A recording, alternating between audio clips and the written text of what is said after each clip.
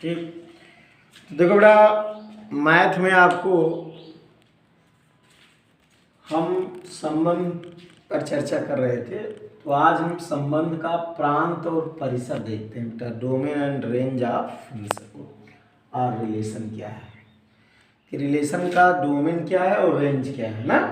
तो डोमेन क्या होता है बेटा, किसी संबंध के पहले क्रमिक युग्म के अवयवों को डोमेन कहते हैं या प्रांत हिंदी में ना, और दूसरे अवयवों के समुच्चय को परिसर कहते हैं। तो किसी संबंध के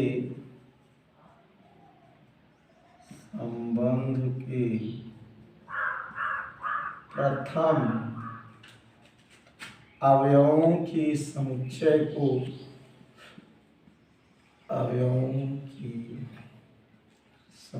को प्रांत है ना, एवं द्वितीय अवयवों के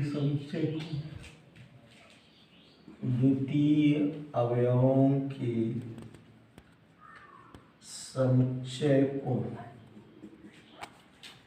परिसर या रेंज कहते हैं। ठीक है ना, परिसर कहते हैं। ठीक। तो अगर हम डोमेन देखें इस संबंध का बेटा, तो डोमेन क्या होगा? डोमेन प्रथम अवयवों का क्या है? समुच्चय ए बी सी। और रेंज क्या है? रेंज द्वितीय अवयवों का समुच्चय है एक्स वाई जेड ना।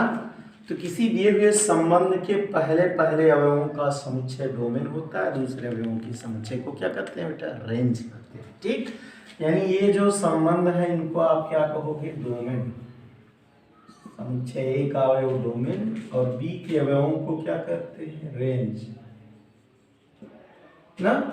बोर्ड में 1 नंबर का सवाल बेटा डोमेन और रेंज निकालने के लिए, चाहे वो फंक्शन का हो चाहे वो रिलेशन का हो, निश्चित रूप से पूछा जाता है। ठीक ना।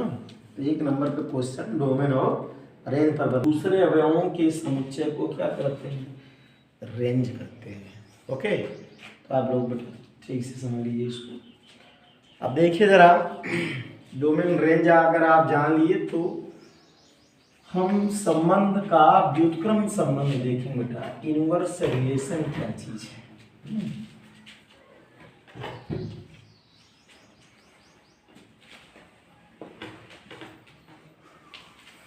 इनवर्स रिलेशन की बात करते हैं।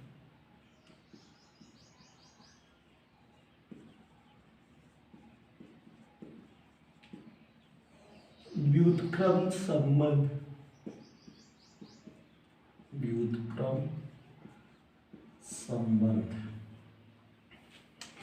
तो देखो बेटा, अगर कोई संबंध परिभाषित है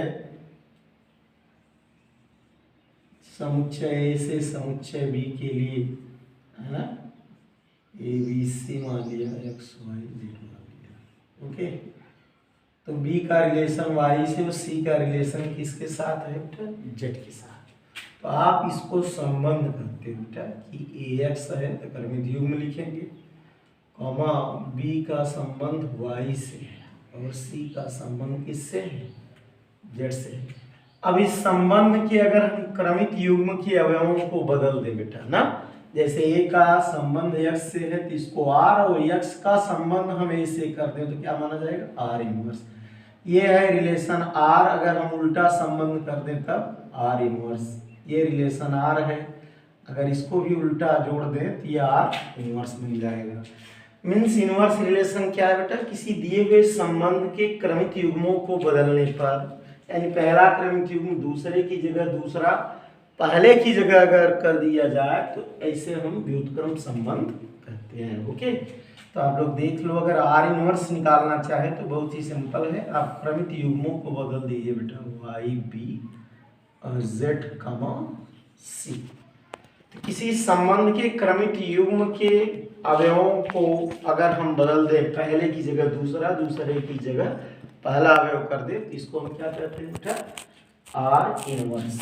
तो एग्जाम्पल आप देख सकते हो यहाँ पर बेटा, जैसे हम कोई संबंध आर दिखा दें बेटा, मान लो 1 का संबंध है 3 से 4 का संबंध है उनसे, और कोई मान लो 7 है उसका संबंध है 6 से ना।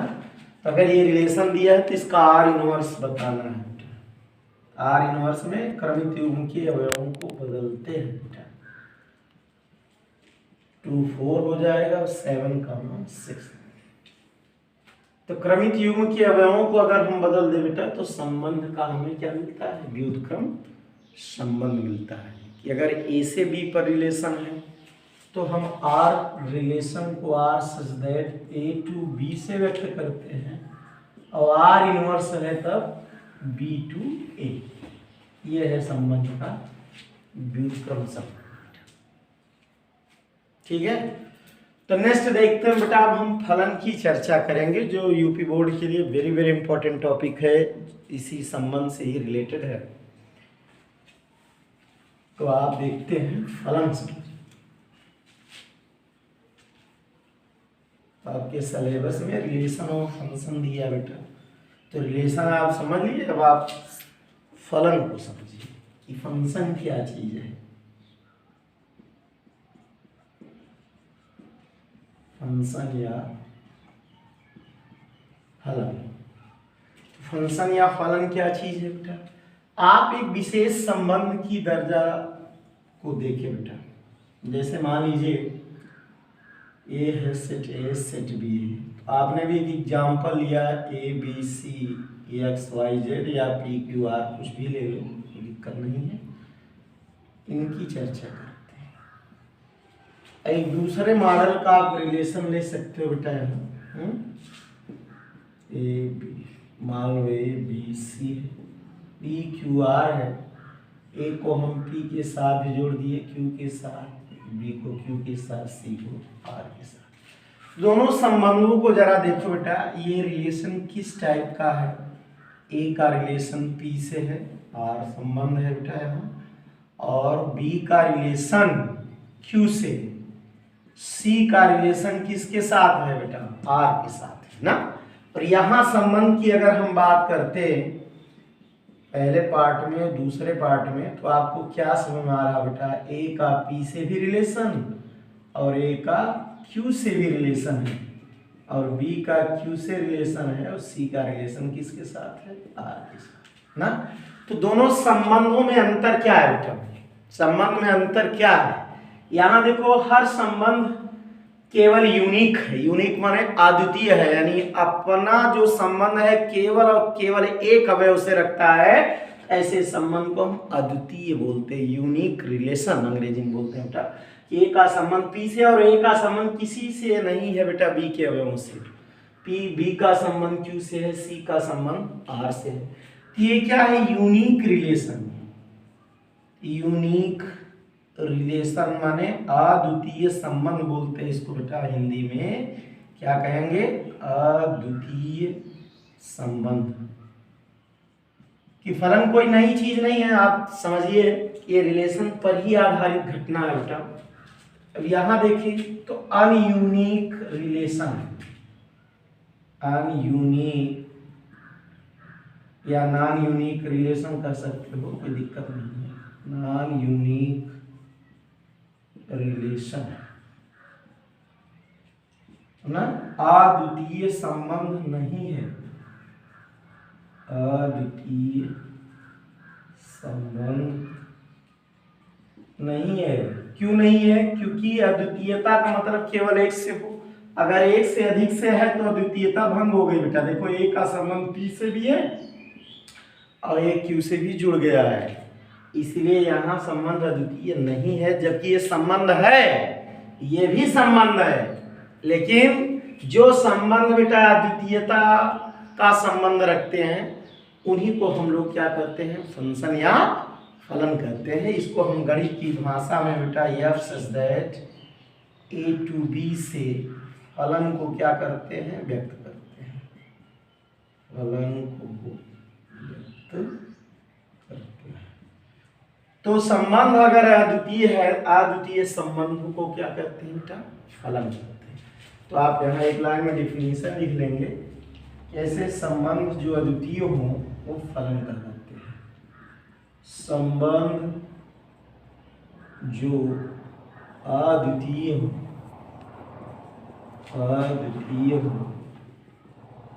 क्या कहलाते हैं? फलन कहलाते हैं। ठीक, अगर संबंध अद्वितीय नहीं है तो फलन नहीं माना जाएगा बेटा। जैसे कि आप देख रहे हो ये आपका क्या है? एक फलन है और ये फलन नहीं है, जबकि ये संबंध है। तो यहाँ आप नोट करके एक बात लिख लेंगे बेटा कि प्रत्येक जो फलन है उस संबंध अवश्य होता है। प्रत्येक फलन संबंध अवश्य होता है, किंतु प्रत्येक संबंध फलन नहीं होते। तो बेटा यहाँ एक इंपॉर्टेंट बात देखा कि अगर यूनिक रिलेशन है, अद्वितीय संबंध है, तो उसको हम लोग क्या कहेंगे? फलन की क्राइटेरिया में रखेंगे। जो संबंध अद्वितीय नहीं है, यानी डोमेन अगर आपका एक से अधिक बार रिपीट होता है तो बेटा वो फलन नहीं माना जाएगा। अगर डोमेन केवल एक ही बार आया है तो उसे हम क्या करते हैं? फलन करते हैं। ये फलन है, ये फलन नहीं है। तो फलन के लिए सबसे इंपॉर्टेंट चीज क्या है कि डोमेन कहीं भी रिपीट नहीं होना चाहिए। यहाँ रिपीट है इसलिए फलन। ओके, चलिए आगे देखते हैं लोग फलन की प्रकार की चर्चा करते हैं।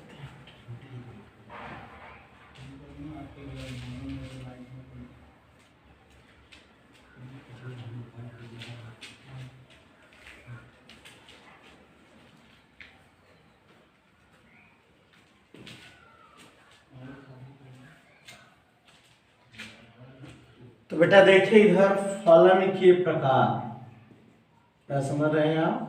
फलन के प्रकार, टाइप्स ऑफ फंक्शन,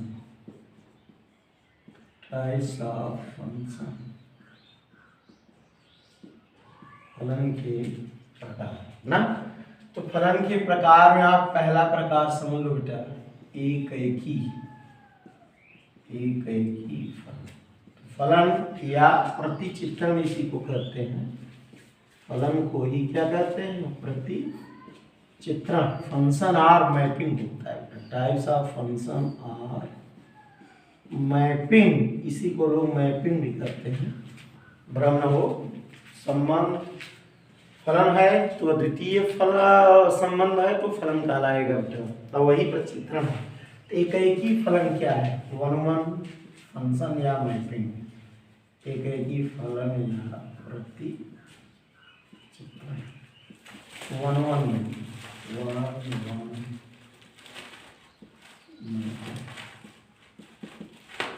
एक ऐसा संबंध है, कैसा फलन है? तो आप यहाँ देख सकते हो था कि अगर हमारे पास मान लो 1 2 3 है, x y z, तो प्रत्येक का अवयव का संबंध अब एक दूसरे से है और यूनिक है बेटा। केवल एक और एक से ही संबंध है, उसका फलन है। तो ऐसे फलन को हम क्या कहते हैं? एक ही, यानी एक अवयव का संबंध b के किसी एक ही अवयव से है, तो ऐसे संबंध को हम क्या कहेंगे बेटा? एक ही, है ना। तो फलन एक ही होगा, एक ही फलन तभी होगा जब ए का प्रत्येक अवयव अलग बी के अलग अलग अवयव से संबंधित हो। अलग अलग अवयव से क्या हो? संबंधित। इसे हम क्या कहेंगे बेटा? 1 मैपिंग। ठीक है ना। तो ऐसे प्रचित्रण के लिए कंडीशन है कि मान लिया, माना f(x1) बराबर f(x2), तो दिस इम्प्लाइज दैट x1 बराबर क्या हो, x2 हो। तो इसे हम लोग क्या कहेंगे, एक एक ही। ठीक, तो हर एक एक ही फलन बेटा आपका आच्छादक हो सकता है, क्योंकि आप इनको डोमेन बोलते हैं। और यहाँ आपके पास क्या है बेटा, तो रेंज है। तो domain is subset of range अगर बन रहा है, तो वहां पर हम ऐसे संबंध को दूसरे फलन या संबंध के रूप में हम लोग देखते हैं इसको, उसको हम कहते हैं आच्छादक, आच्छादक फलन या प्रचित्र, ऑन टू मैपिंग बोलते हैं इसको, ऑन टू मैपिंग। देखो भैया, इसमें और इसमें क्या है, बहुत थोड़ा सा ही अंतर। हर एक ही प्रचित्रण एक आच्छादक प्रचित्रण माना जाता है। इसके लिए कंडीशन है कि जो डोमेन है वो domain is subset of range होना चाहिए बेटा, domain is subset of range हो। ऐसे प्रचित्रण को आप एक ही प्रचित्रण कहते हैं, और एक ही प्रचित्रण आच्छादक प्रचित्रण कहलाता है। 1 2 3 ये प्रचित्रण आप देख सकते हो, एक ही भी है और आच्छादक भी है ना, एक ही भी है एवं आच्छादक भी। इसमें कंडीशन ये है कि B का प्रत्येक अवयव बेटा ढका होना चाहिए, B का प्रत्येक अवयव A से ढका, B का प्रत्येक अवयव A से क्या हो, ढका हो, माने आच्छादित हो। तो ऐसे प्रचित्रण का नाम देते हैं आच्छादक। इसको सिद्ध कैसे करते हैं बेटा, इसके लिए एक प्रोफार्मा है कि मान लिया y बराबर f(x), x एक वास्तविक संख्या, प्रत्येक x के लिए y वास्तविक है, x के लिए क्या y वास्तविक है, और प्रत्येक y के लिए x भी वास्तविक हो। इसके लिए इंपॉर्टेंट बात यही है भैया कि B का प्रत्येक अवयव क्या हो, ढका हुआ हो, B में कोई अवयव खाली न हो जिसका संबंध एक ही अवयव से। माने कंडीशन ये बनी कि y = अगर f(x) दिया है तो प्रत्येक x के लिए y वास्तविक है, तो प्रत्येक y के लिए x भी क्या होना चाहिए, वास्तविक होना चाहिए। ठीक, अब देखते हैं एक नेक्स्ट है इनटू मैपिंग या अंतःक्षेपी प्रचित्रण। तो तीनों मोस्ट इंपॉर्टेंट है बेटा, बोर्ड में कोई ना कोई अवश्य आएगा, क्वेश्चन 3 नंबर के सवाल के रूप में पुटअप होंगे ना। अंतःक्षेपी प्रचित्रण, अंतःक्षेपी प्रतिचित्रण, बहुत किताब वाले अंतःक्षेपी लिख देते हैं, तो घबराने की वाली बात नहीं, ठीक है ना। इनटू मैपिंग है बेटा, ये मैपिंग कैसा है बेटा कि अगर हमारे पास जो संबंध है A का B से वो इस टाइप से हो, है ना, कि B में कम से कम एक अवयव अवश्य बच जाए जिसका संबंध इनके अवयवों से न हो, कम से कम एक ऐसा अवयव अवश्य हो B में जो एक ही अवयवों से संबंधित न, माने यूं कह सकते हो, देखिए जिनका बना है संबंध बेटा उनको तो आप क्या कहते हैं, रेंज कहते हैं। अब ये पूरा समुच्चय जो B है वो कोडोमेन कहलाता है। तो यहाँ रेंज कोडोमेन का उस समुच्चय बनना चाहिए, range is subset of codomain. ठीक, तो B में कम से कम एक ऐसा अवयव अवश्य हो जो A के प्रत्येक अवयव से बेटा न जुड़ा हो, तो ऐसे संबंध या फलन को हम लोग क्या कहते हैं, अंतःक्षेपी प्रतिचित्रण। तो इसके लिए इंपॉर्टेंट कंडीशन बनी कि बी में कम से कम एक ऐसा अवयव अवश्य हो जो कि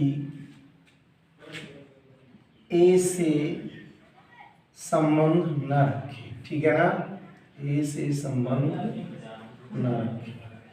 तो बी में अवयव बच जाए बेटा जिनका रिलेशन ए के साथ अगर नहीं है, तो ऐसे संबंध को आप क्या कर सकते हैं, अंतर क्षेपी प्रचित्रण या इंटू मैचिंग करते हैं। ठीक, तो एक उदाहरण ले लेते हैं हम लोग, क्योंकि पर तीनों में कोई ना कोई एक सवाल बेटा इन पर पुटअप करता है बोर्ड, तो आप एक उदाहरण देख लें।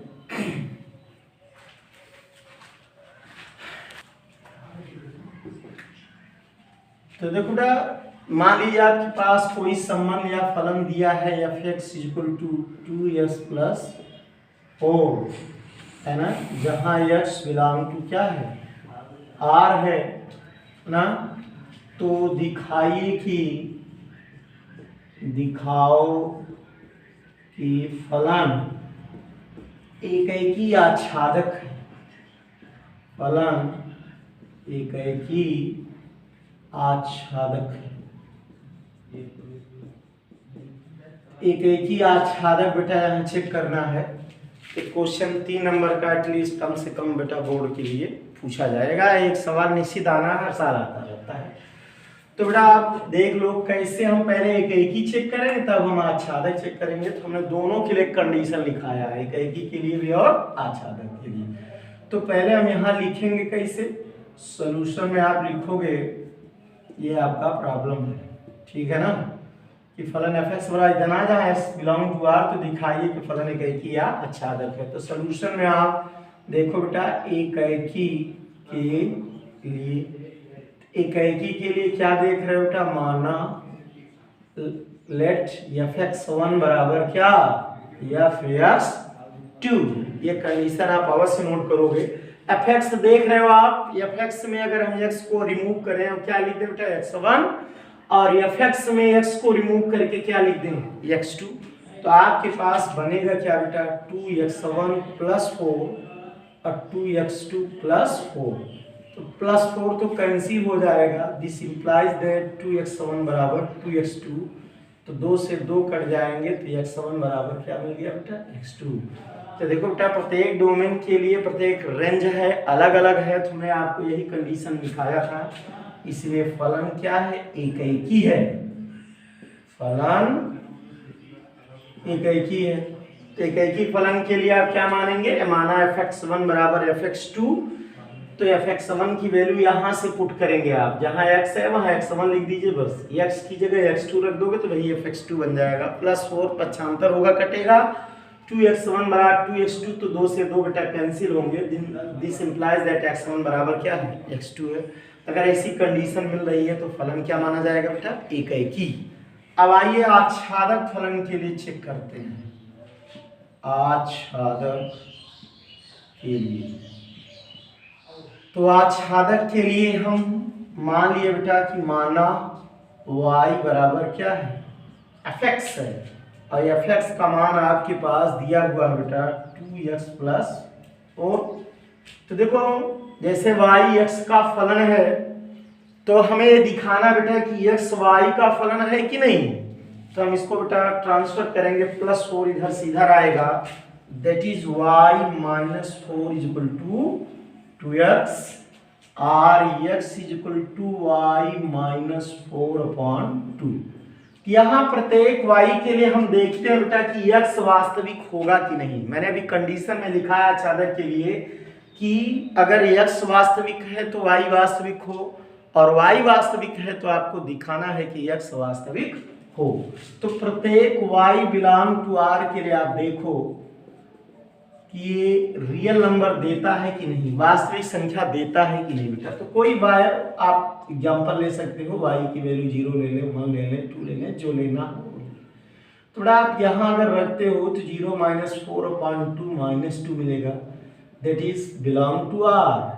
पुट करो, y की वैल्यू 1 रखोगे तो 1 minus 4/2 minus 3/2 that is also belong to r। अब हम 2 रखते हैं तो 2 minus 4/2 minus 2/2 that is minus 1 belong to r। तो आप क्या देख रहे हो बेटा, हम देखते हैं कि प्रत्येक y बिलोंग टू r के लिए x वास्तविक संख्या या x बिलोंग टू r मिल रहा है, इसलिए फलन आच्छादक है। फलन कैसा है बेटा, आच्छादक है। अब फलन आच्छादक है और इधर क्या दिखाया, एक एकी है, तो ये फलन एक एकी भी है और आच्छादक भी है, जैसा मैंने एग्जाम्पल आपको दिखाया था पहले। इसलिए दिया हुआ फलन f(x) एक एकी एवं आच्छादक है। ठीक, तो बेटा बोर्ड के लिए वेरी वेरी इंपॉर्टेंट प्रॉब्लम, इस टाइप के कई प्रॉब्लम पूछते हैं। हम एक छोटा सा प्रॉब्लम आपको दे देते हैं, घर पर आप ट्रायल करिएगा एज एग्जाम्पल के रूप में। लेट f(x) बराबर e के पावर x है, फिर x बिलोंग टू r। तो दिखाओ या चेक कीजिए कि फलन एक एकी है, आच्छादक है या नहीं। तो f(x) एक एकी आच्छादक है कि नहीं, एक एकी आच्छादक है कि, तो आप लोग घर से इसको ट्रायल करिएगा, ठीक है ना। तो आज के लिए बेटा इतना सफिशियंट है, इसको आप तैयार कीजिएगा। इस पर कई प्रॉब्लम हैं, जिनको दिक्कत होगा वो लोग पूछ सकते हैं, और बाकी कल हम और आगे पढ़ाएंगे, ठीक है ना इसी पर। तो आज के लिए पर्याप्त है बेटा, थैंक यू।